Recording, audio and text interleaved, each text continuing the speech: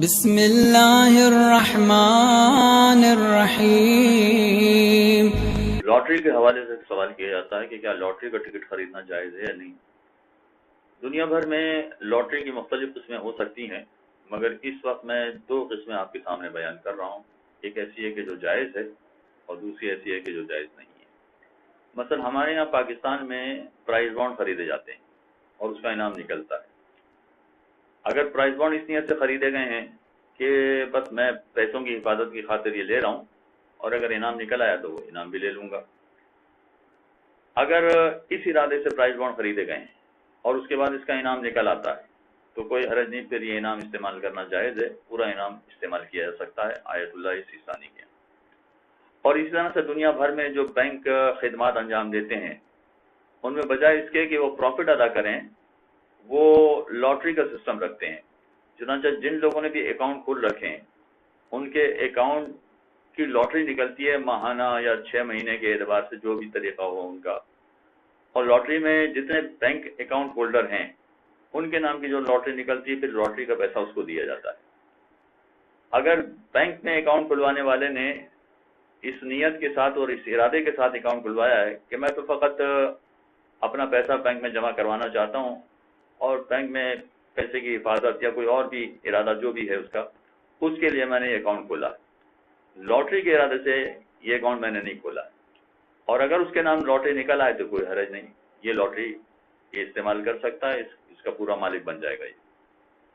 یہ وہ اقسام ہو گئیں کہ جس کا انعام حاصل کرنا صحیح اور جائز ہے۔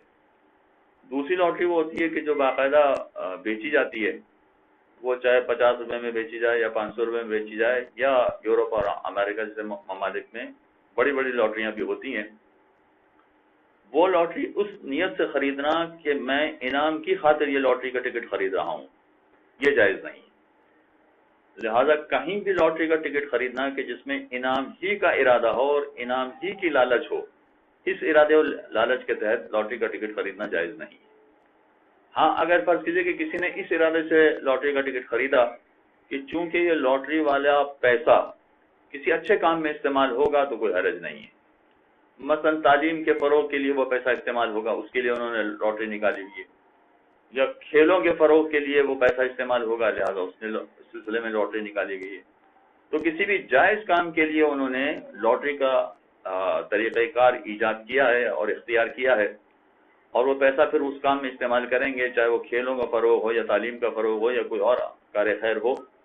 تو ایسی صورت میں جو اگر یہ کام جائز ہے، جیسے کھیل جائز ہے اور تعلیم کا جو طریقہ کار ہے وہ اگر جائز ہے اور اس کے لیے لاٹری نکالی گئی ہے، اور لاٹری ٹکٹ خریدنے والے کا ارادہ بھی یہ ہو کہ میں کھیلوں کے فروغ کے لیے لاٹری کا ٹکٹ لے رہا ہوں یا تعلیم کے فروغ کے لیے میں لاٹری کا ٹکٹ لے رہا ہوں، تو اس کے لیے ٹکٹ لینا جائز ہے۔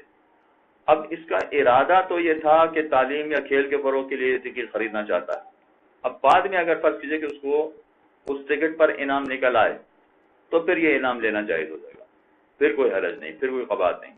لیکن شروع سے ارادہ ہو کہ میں لاٹری کا ٹکٹ اسی لیے خرید رہا ہوں تاکہ مجھے انعام ملے، اور لاٹری میں جتنا بھی مجھے انعام ملے گا اس کے لیے میں یہ ٹکٹ خرید رہا ہوں، تو ایسی صورت میں ٹکٹ خریدنا صحیح نہیں ہوگا۔ اس کا ارادہ یہ ہونا چاہیے کہ جو کام یہ کر رہے ہیں وہ اسلام میں جائز ہے، لہذا اس کام کے فروغ کے لیے میں ان کو پیسے دے رہا ہوں اور ان کا لاٹری کا ٹکٹ خرید رہا ہوں، تو انعام نکلنے کی صورت میں یہ انعام ان کے لیے استعمال کرنا جائز ہو جائے گا۔ وصلی اللہ علی محمد۔ اللہم صل علی محمد وآل محمد۔